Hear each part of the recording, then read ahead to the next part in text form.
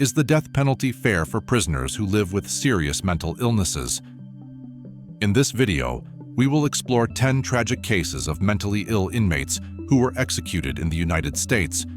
We will discuss their crimes, mental struggles, final words, and last meals. Let's begin with our first case. Cecil Clayton was a man from Missouri whose life took a tragic turn after a severe brain injury in the early 1970s. In 1972, an accident caused him to lose part of his frontal lobe, leaving him with serious mental impairments, including paranoia and schizophrenia. Despite these struggles, he was eventually convicted of killing a sheriff's deputy in 1996. His case gained much attention because of the questions surrounding his sanity and whether it was morally right to sentence him to death. Prosecutors argued that Clayton knew exactly what he was doing, pointing to his actions before and after the shooting as proof of his awareness. Defense attorneys, however, insisted that his mental damage meant he could not fully grasp the consequences of his behavior. Missouri courts decided that he was competent enough to face the death penalty. This ruling angered many who believed that executing a man with such significant mental deficits was cruel and undermined the principles of justice. In the weeks leading up to his execution, activists and mental health advocates voiced serious concerns. They suggested that the legal system must be more flexible when dealing with inmates who have severe brain injuries or other psychiatric conditions. Nonetheless, the appeals did not change the outcome. On the 17th day of March, 2015, the state carried out his execution by lethal injection. During his final moments, Cecil Clayton said, "They brought me up here to execute me," a statement reflecting his apparent confusion and acceptance of his fate. Some observers interpreted these words as a tragic sign of his inability to fully process what was happening. Others claimed that he was well aware of his guilt and simply resigned himself to the inevitable. For his last meal, Clayton requested fried chicken, mashed potatoes, corn, green beans, and a cola. This simple assortment of comfort foods stood in contrast to the intense debates unfolding around his mental state. To some, these details illustrate the raw humanity of a man awaiting death, even while larger arguments about morality and legality swirled around him. Case 2. Andrew Brannon. Andrew Brannon was a decorated Vietnam War veteran who faced a tragic end on Georgia's death row. In 1998, he encountered Deputy Kyle Dinkeller during a routine traffic stop. What should have been an ordinary procedure escalated into violence when Brannon opened fire on the deputy, killing him in a shocking confrontation captured on the patrol car's dashboard camera. His attorneys argued that Brannon's severe post-traumatic stress disorder and bipolar disorder played a major role in this crime. They pointed to his military service, where he witnessed intense combat and suffered traumatic experiences. After returning home, he struggled with mental health issues that were never fully treated, leaving him vulnerable to violent outbursts and irrational thinking. Prosecutors, however, highlighted the brutality of the killing, stating that Deputy Dinkeller was shot multiple times in a manner that suggested Brannon acted with clear intent. During the trial, mental health experts testified that Brannon had serious psychological conditions. The question arose, did these conditions impair his ability to distinguish right from wrong? Georgia law allowed the jury to consider his mental problems, but in the end, they sentenced him to death. The family of Deputy Dinkeller expressed relief at the verdict, feeling that justice was served for their loved one's senseless murder. On the 13th day of January, 2015, Andrew Brannon was executed by lethal injection in Georgia. Before his final moments, he offered condolences to the family of Deputy Dinkeller and acknowledged the harm he had caused. In a final twist, he addressed his spiritual advisor, saying, "I'm glad to be getting out of this place. And Dick, you're in charge," hinting that he longed to escape the torment of his mental state. Brannon's last meal reflected a hearty breakfast taste: 3 eggs over easy, hash browns, biscuits and gravy, sausage, pecan waffles with strawberries, milk, apple juice, and decaf coffee. Observers noted that this meal seemed like a final return to simpler comforts, a departure from the grim reality of his circumstances. Some found it poignant that a former soldier's last request echoed the warmth of a traditional morning spread. Case 3. John Ferguson. John Ferguson was convicted of killing 8 people in Florida in 1977. His crimes shocked the region and led many to label him as one of the most dangerous men in state history. Yet behind the headlines lay a long-standing battle with paranoid schizophrenia. For decades, medical records described his delusional beliefs and extreme paranoia. He called himself the Prince of God, insisting that he had unique spiritual powers. During his trial, prosecutors stressed the brutality of his crimes. The victims were subjected to terror before Ferguson ultimately took their lives. Defense attorneys tried to draw attention to his extensive mental health history, hoping to convince the court that he was not fully aware of his actions. However, the jury decided that the severity of the murders outweighed any mitigating factors. They recommended a death sentence, which the court upheld. Over the years, Ferguson's lawyers continued to argue that his schizophrenia rendered him unable to comprehend his punishment. They presented medical evaluations showing he had active delusions, including the belief that he would be resurrected after execution. The state maintained that he was competent enough to face the consequences of his actions. Appeals courts sided with prosecutors, ruling that Ferguson understood the nature of the death penalty, at least on a basic level. On the 5th day of August 2013, John Ferguson was executed by lethal injection in Florida. Before the procedure began, he made a final statement reiterating that he was the Prince of God and would rise again. Observers described his tone as calm, yet filled with an eerie confidence in his delusions.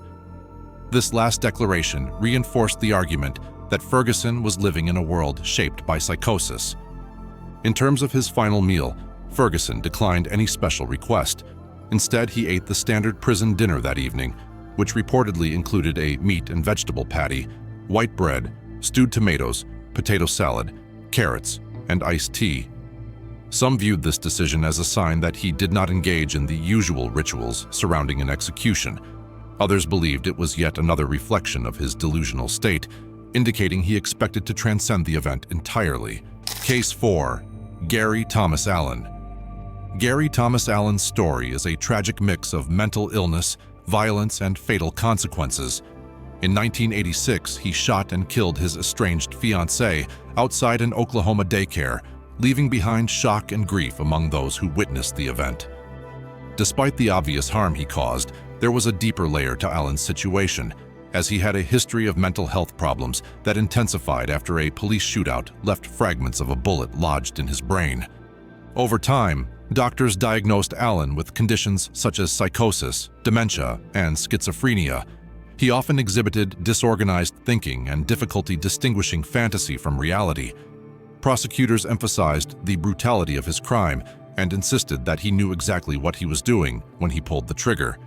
Defense attorneys countered that Allen's mental deterioration severely limited his capacity to act rationally. The debate raged on in courts, with each side arguing its view of accountability versus compromised mental function. In the months before his execution, various advocacy groups tried to intervene, asserting that executing a man with significant brain damage and mental disorders was unwise and unethical. Appeals were filed, highlighting his inability to fully understand the consequences of his actions. Nevertheless, Oklahoma authorities held firm. They stated that Allen had been found competent through the existing legal processes and that the severity of his offense justified the ultimate punishment.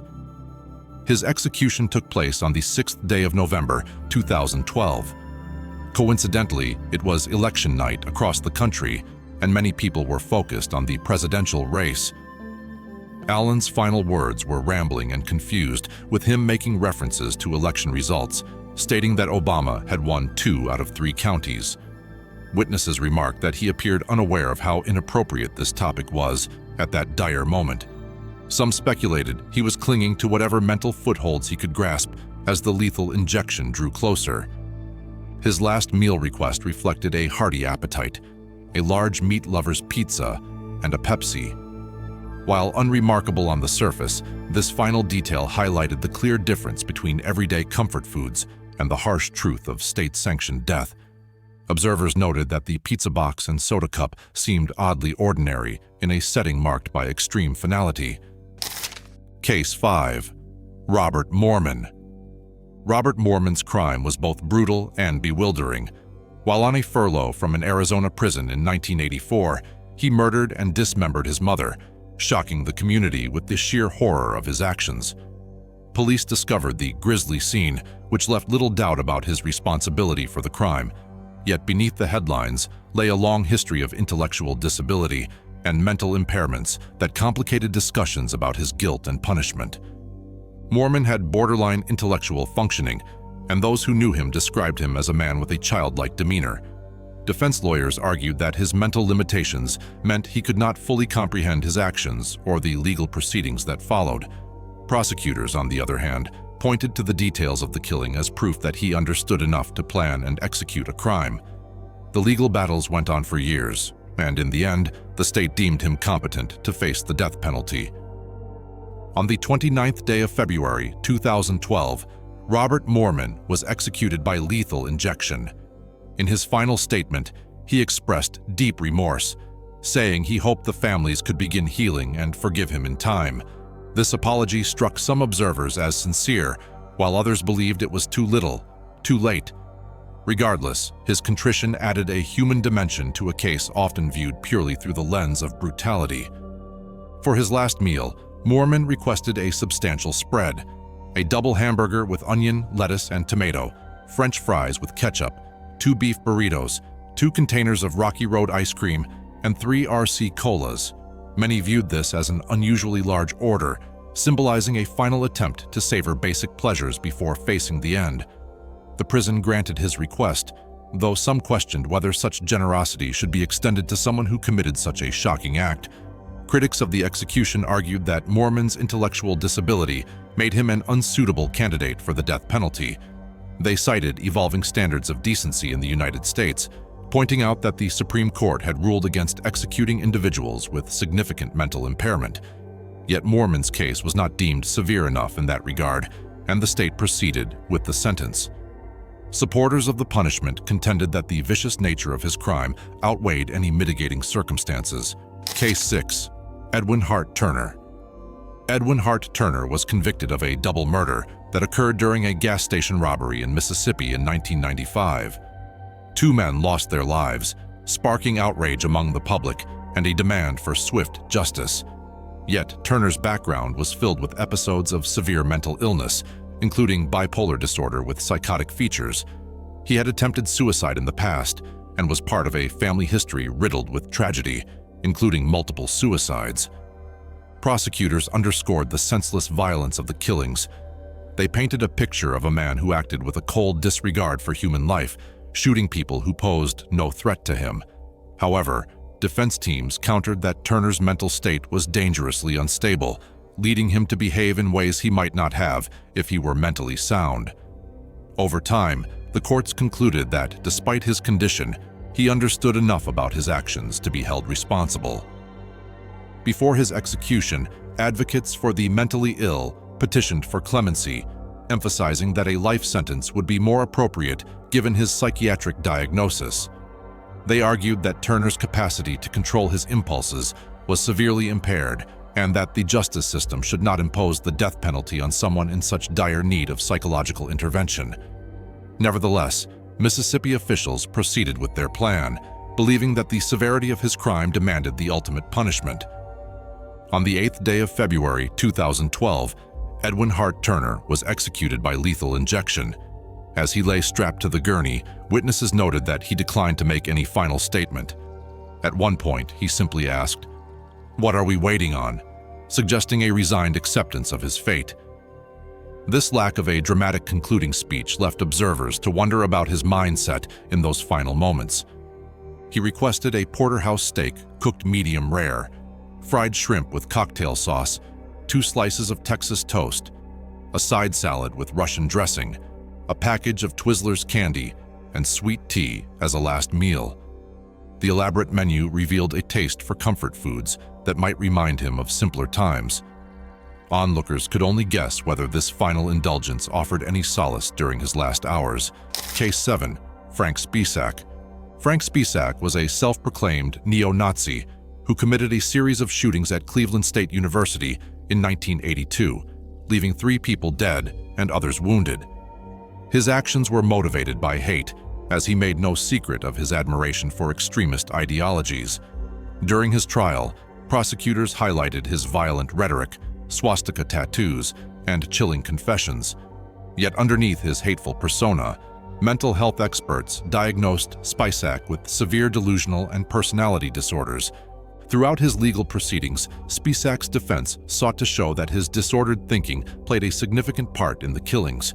They pointed to episodes of paranoid thought and grandiose fantasies that fueled his animosity toward those he deemed inferior. However, the jury saw a cold-blooded murderer who planned and executed acts of violence based on bigotry. They recommended the death penalty, and the court agreed. Over the years, Spisak appealed on various grounds, including claims that his mental illness was not fully taken into account. He contended that he was consumed by irrational beliefs and a twisted worldview, leaving him unable to appreciate the wrongfulness of his actions.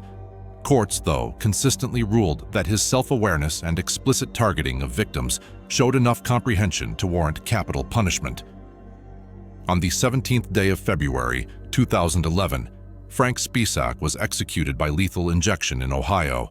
His final words were strikingly religious, despite his history of hateful rhetoric. Speaking in German, he recited several verses from the Book of Revelation, invoking images of judgment and the end of days. Observers were taken aback by the contrast between his earlier neo-Nazi declarations and his final biblical references. For his last meal, Spisak requested spaghetti with light tomato sauce, a salad with Italian dressing, and chocolate cake. This relatively modest selection stood in stark contrast to his extreme beliefs and the violent acts he committed. Some speculated that this simple meal might have been his way of embracing a final moment of normalcy, while others saw it as irrelevant in light of his deeply troubling actions. Critics of Spisak's execution argued that his mental disorders blurred the line between a calculated hate crime and a delusional rampage. They maintained that the death penalty did not address the underlying issues that fueled his deadly outbursts. Meanwhile, supporters insisted that society must firmly punish those who murder in the name of hate, regardless of any psychological disorders they might have. Case 8. Cal Coburn Brown. Cal Coburn Brown was convicted of the torture murder of Holly Washa in Washington in 1991. This crime involved kidnapping, assault, and a prolonged period of abuse before Washa was ultimately killed. Prosecutors described the incident as especially cruel and methodical, arguing that Brown showed clear intent in planning and carrying out each step. Yet Brown's defense team insisted that his bipolar disorder severely impaired his judgment, rendering him unable to fully control his impulses or appreciate the enormity of his actions. Throughout his trial and appeals, Brown maintained that he should not be put to death because of his mental health condition. He claimed that without proper medication, his moods and behaviors became wildly unpredictable. Defense attorneys presented medical records showing that he had been diagnosed long before the crime and had struggled to stay on a consistent treatment plan. Despite these arguments, jurors concluded that he bore enough responsibility to merit a death sentence. The execution took place on the 10th day of September, 2010. Brown's final words revealed his frustration with what he saw as unfair sentencing disparities. He pointed out that people who killed multiple victims sometimes received life sentences, while he faced death for a single killing. He did not apologize to the victim's family, instead focusing on his belief that the system lacked true consistency. Observers noted that his tone reflected bitterness rather than regret. When it came to his last meal, Brown requested a combination of meat pizza, apple pie, coffee, and milk.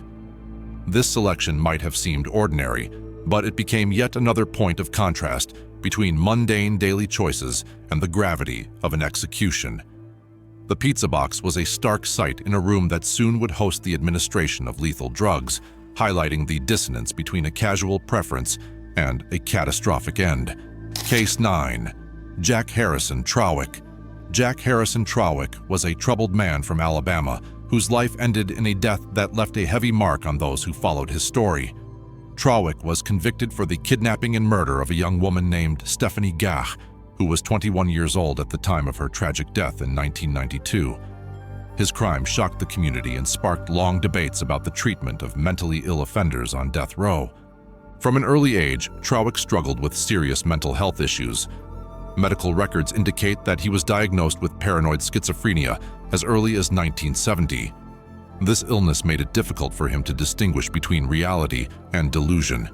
Over the years, he experienced many violent episodes and had a long history of institutionalization as he battled uncontrollable impulses. Despite various attempts at treatment, his condition worsened, leading him down a path marked by fear, anger, and dangerous behavior. During his trial, Trawick's defense lawyers argued that his chronic battle with schizophrenia impaired his ability to fully understand the consequences of his actions. They stressed that his mental illness had always been a heavy burden, one that left him confused and unable to think clearly during critical moments. Although they presented evidence of his long-term struggles, the court ruled that Trawick was responsible for the crime he committed. The jury, despite considering his mental condition, sentenced him to death, a decision that continues to be a subject of controversy and debate.